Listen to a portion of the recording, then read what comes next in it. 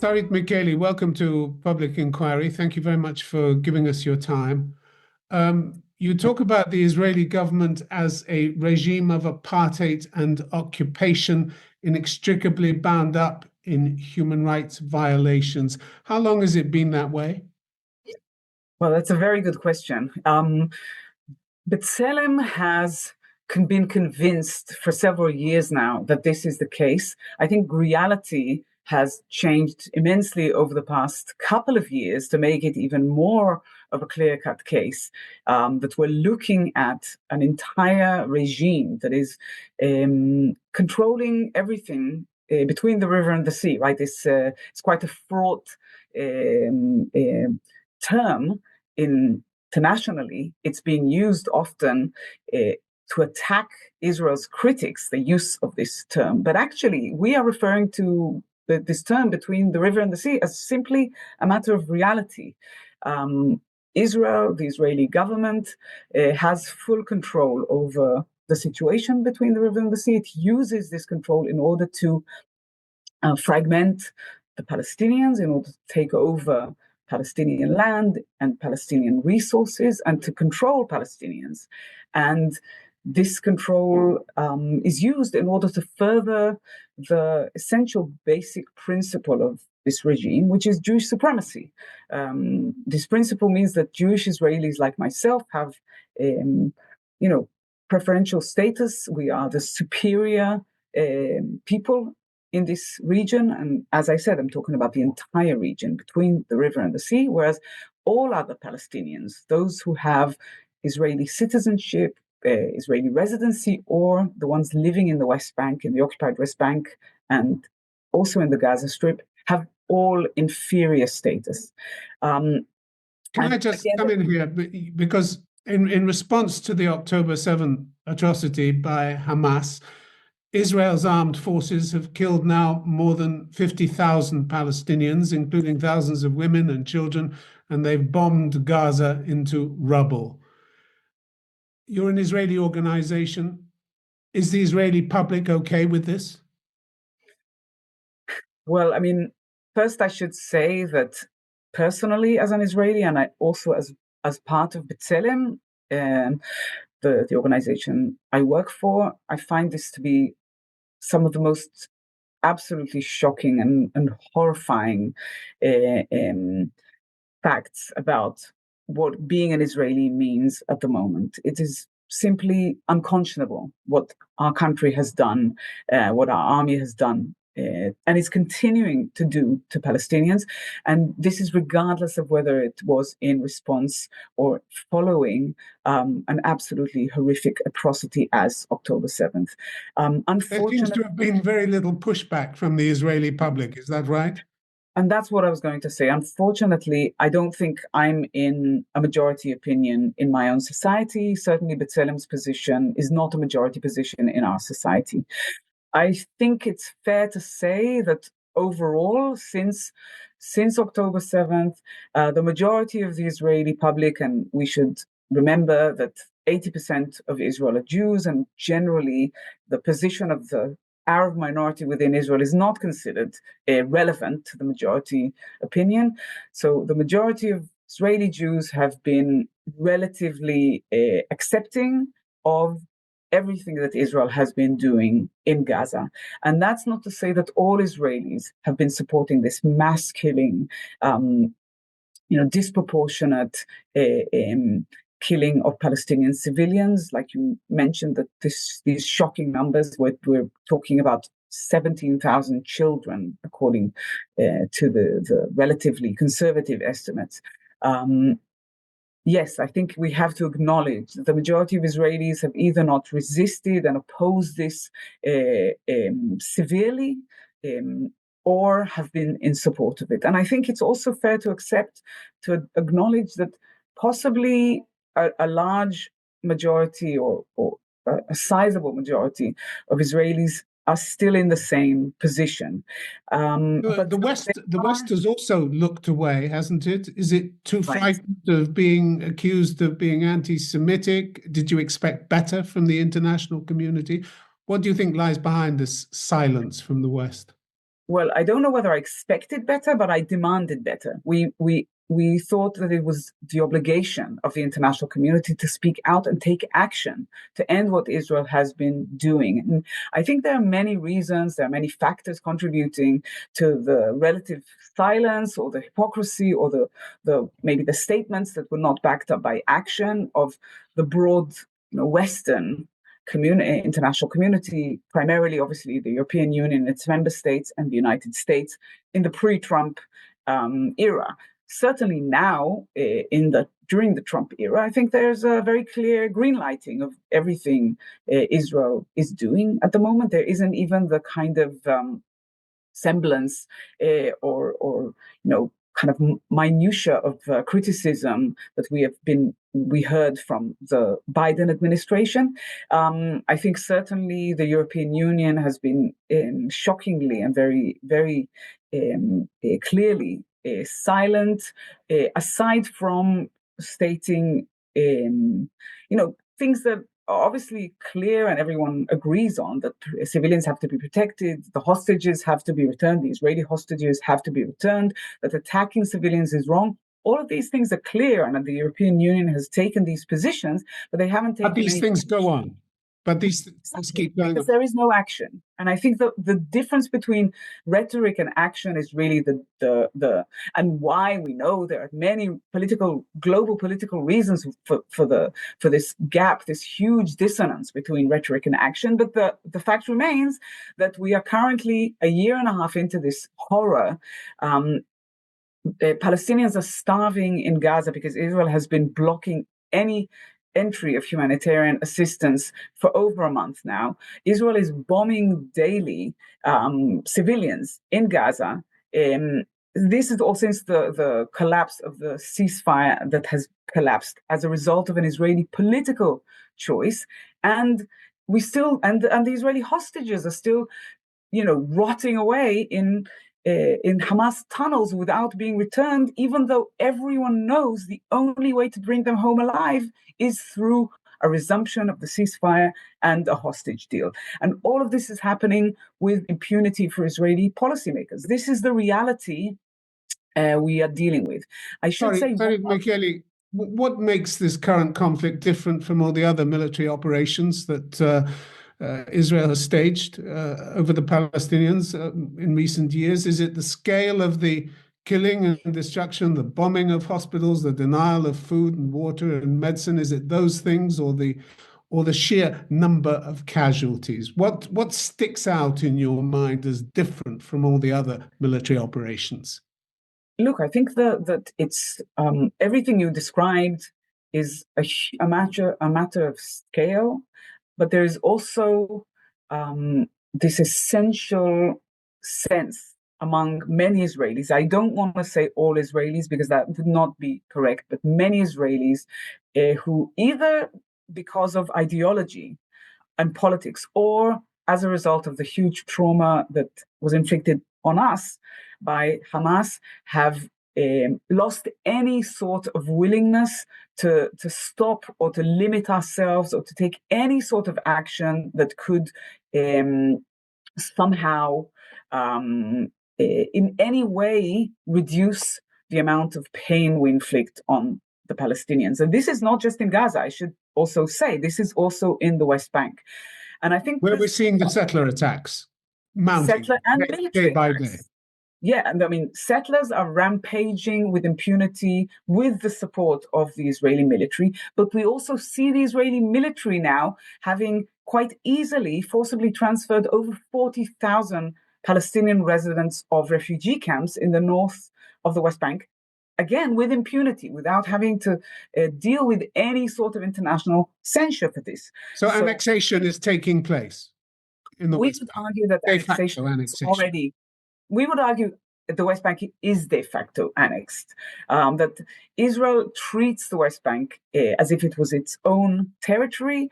It utilizes this control our army, our government, our entire apparatus of state has over the West Bank, and we use this control in order to push Palestinians away further and further away from any sort of open territory, open area space in the West Bank, and into more and more densely populated enclaves. And this is happening as we speak right now, right? It's done both by settlers and also by the authorities. Sarit Michaeli, your organization has done a lot of work to compile reports on torture and mistreatment of Palestinian prisoners. How bad is it? And to what extent can you see yourself? Has the Red Cross been able to visit any of these detention centers? What can be done to improve the situation in them? So the situation in Israel's detention system, as it relates to Palestinians, is so bad that B'Tselem decided to use the terminology of torture and talk about Israel's detention system as a network of torture camps. This is because post-October 7th, the situation was quite deliberately changed by the powers that be, and certainly inspired by the Minister of National Security, Ben-Gvir, in order to make the situation so harsh for Palestinians imprisoned within Israel system. And this is not only, or not even, Palestinians who were involved in any sort of Hamas atrocity of October 7th. We're talking about Palestinians across the board having to suffer horrific conditions, both in terms such as, can you give us an example? Yeah, absolutely. And this, I should also say, it's across the board in all of the detention centers, and it refers to Palestinians from throughout the region. Things like constant physical and emotional and mental abuse, horrific conditions of incarceration, such as terrible cramped cells, terrible hygienic conditions, awful conditions in terms of lack of medical treatment. And I think one of the most horrifying things for me is just simply starvation, a policy in which the amount of food given to Palestinian prisoners has become so reduced that they were being released from prison, those who were being released, losing 20 kilos of their body weight sometimes, looking like, the former, shadows of themselves, essentially. And this, again, is something that we have documented again and again. And it's not just B'Tselem. It's been documented very broadly by the media and by other human rights organizations and by international institutions. And this, as I said, it's another sphere. The treatment of Palestinian detainees is another sphere in which this terrible trauma that Israelis have suffered has been utilized cynically and manipulated in order to achieve a political gain by our government. And similarly to the situation in Gaza, the West Bank, East Jerusalem, Israel's war against the Palestinian people isn't just about revenge, although this is a central part of it. It's also about achieving political goals that have been part of the Israeli agenda long before October 7th and the atrocities and the crimes against humanity perpetrated by Hamas. Things like Can I just raise a point that comes up over and over again? Every time there are accusations of war crimes or mistreatment of prisoners, the IDF, the Israeli army, says it will investigate. What happens to these investigations? Do you believe in any of them? Are any of them accurate? Is anybody ever punished as a result of any of these investigations? So this is exactly the relevant point, I think, when it comes to generally to the way Israel shields itself from international criticism, or I should say one of the many ways in which Israel shields itself from international criticism. Because internally, I should say, there is very little criticism. Again, I don't want to be too sweeping because there are Israelis who are shocked and mortified by the treatment of Palestinian prisoners. But certainly that we have to acknowledge this is not the majority opinion in our society at the moment. And certainly the gatekeepers who are entrusted with actually maintaining this basic level, these basic standards, regardless of who the prisoners are, have not been doing their job, right? So they've been greenlighting all of this, and So international soldiers are being disciplined. What happens with these exactly. investigations? So I mean, on a broad level, and because the systems that investigate suspicions of wrongful treatment by, for example, the Israeli prison system and the Israeli military and the Israeli police are different systems. They're not the same. But I would say broadly, if we're talking about the broad picture, in Israel these days, the mechanisms of accountability are not functioning in a way that is actually geared at providing accountability. They're functioning in order to provide whitewash and cover for these violations. Now, this entails occasionally, when there is too much evidence to actually just whitewash the entire thing and ignore it, then there are investigations that are sometimes opened. And again, I'm speaking broadly, not specifically on each one of these systems, but the investigations do not actually refer to the relevant things. They don't look into the broad picture of who is actually giving the orders, what are the orders, issues of policy. They always look at the smaller scale, specific cases. And is anybody punished? Is anybody ever? Extremely rare cases, there are some prosecutions, and in even rarer cases, there is punishment. But that is like the absolute exception that proves the rule. Broadly and generally, no one is held accountable certainly for setting policy that leads to these absolutely criminal and inhuman actions, or for implementing this policy. The army has promised an investigation into the shooting of Palestinian paramedics on March 23rd.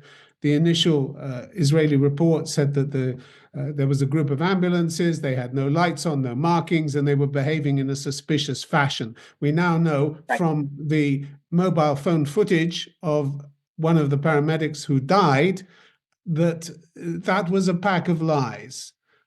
Is that indicative of the way Israel reacts to shootings of this kind? Do you believe that these people were executed by soldiers, as some people have suggested?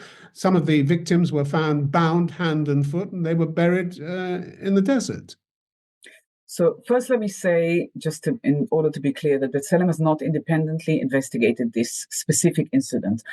We have seen a very large kind of number of very credible pieces of information that lead to very, very serious suspicions about this case. But I have to say, to be perfectly honest, that the treatment of this specific case as if it's rare or unique, and certainly I think the media have looked at it as if it's a unique case. And in Israel now, there are more and more voices that are startled by this case. I think kind of that is actually the first thing we would wish to correct, because since the start of Israel's assault over Gaza after October 7th, there are countless documented cases that involve clear evidence, documented, often video evidence, that indicate the willful killing of civilians by Israeli forces. This is something that has been, as I said, documented on social media. In some cases, soldiers have actually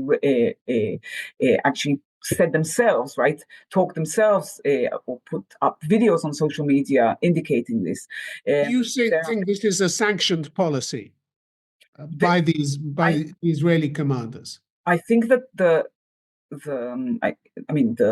as far as we know, the open fire regulations and the statements and the sort of canteen culture that has been that soldiers are exposed to in Gaza is definitely sanctioning the treatment of all human beings as legitimate targets in specific circumstances. And whether they're armed or not. There's nothing new absolutely. There is nothing new about that. There is very, very serious, as I said, credible reporting from both from the media and also from human rights organizations, for example, like our friends and colleagues at Breaking the Silence, that have brought testimonies, and also Palestinians who are documenting this kind of reality that show again and again that the army has sent soldiers with either instructions or with the understanding that all Palestinians who cross, for example, a certain invisible line that no one knows it exists except for the soldiers,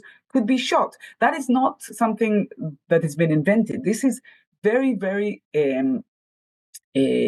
amply documented and has been for a year and a half now. But I would say beyond that, the Israeli military policy of targeting civilian homes with aerial bombardments in Gaza in order to ostensibly kill either an individual or a few or a certain number of Hamas operatives in a way that systematically completely ignores or factors in the possibility of a huge number of civilian fatalities. That is an illegal policy. Right, the fact that Israel has been going through this again and again for over a year and a half doesn't make it in any way less horrific. And certainly, I think even more so, and again, and I'm not belittling anything that happened before the resumption of the hostilities now, of Israel's attack over Gaza, but when we saw that on the first day after the end of the ceasefire, when Israel killed hundreds of Palestinians, of them the majority are women and children, in order to kill a small number of essentially political Hamas operatives, that is clearly a disproportionate and shockingly disproportionate use of force. So it's not just about, and I think it's very important to remember, it's not just about individual soldiers who are aiming and firing at a Palestinian in Gaza who crosses an imaginary line. It's about the command structure. Absolutely. It's about the policies and about the people who are both setting the open fire policies and the use of force policies, and also the people who are legalizing these policies. So the military's commanding echelons, the civilian policymakers, and also the legal people within the army who think that it's acceptable to have a huge number of civilian casualties in order to kill one or a very small number of Hamas militants. Can I ask you, just in the time that we have available, you've been accused of joining the so-called chorus of slander against Israel, accused by the government in the past. Are there efforts to shut you down? Are there efforts to shut you up? Does the government react to some of the pretty embarrassing facts that you're exposing day after day? So I wish I could say that the government is actually taking a lot of notice of what we are managing to do and what we are managing to expose. But unfortunately, I think the Israeli government currently is in a situation where there is such little accountability, and the Israeli policymakers are facing such, essentially are in a situation of almost total impunity currently, that unfortunately the revelations that B'Tselem manages to bring to both Israelis and internationals, I don't think are rattling anyone there. But having said all of that, certainly there is a number of initiatives at the moment that the Israeli coalition is slowly but surely progressing through legislation. There are laws that will essentially either bankrupt or totally silence civil society. There's a law, again, there's this legislative process that is slowly progressing that would aims to basically dry up our resources through imposing a huge tax bracket on Israeli NGOs and non-profits to receive foreign governmental funding, which is a very reasonable and totally legitimate form of funding. There's also another legislative proposal that aims to criminalize almost any sort of work that could be perceived as supporting or assisting the International Criminal Court. There are many other reputational attacks and all sorts of other, kind of smear campaigns against us. And it is quite possible currently, considering that this current Israeli coalition has a super majority in parliament, that if they do intend to legislate against us, then they'll probably manage to do that. But I can guarantee that they will not silence us, because the voice within Israel that supports human rights to all human beings, this means Israelis and Palestinians who live in our region, is not going to be silenced. And we are actually, I think, if there's one possible positive thing that I can say about current affairs or the current kind of like moment in Israel, is that the numbers of Israelis who are signing on to demands to end the war, to bring back the hostages, regardless of whether they're coming to it from the same perspective as we at B'Tselem, that is encouraging. And it has to be accompanied by international pressure on Israel to stop this. Sarit Michaeli, it's been very good to have you on Public Inquiry. Thank you very much indeed for your time. Thank you. Really appreciate it. I appreciate it very much.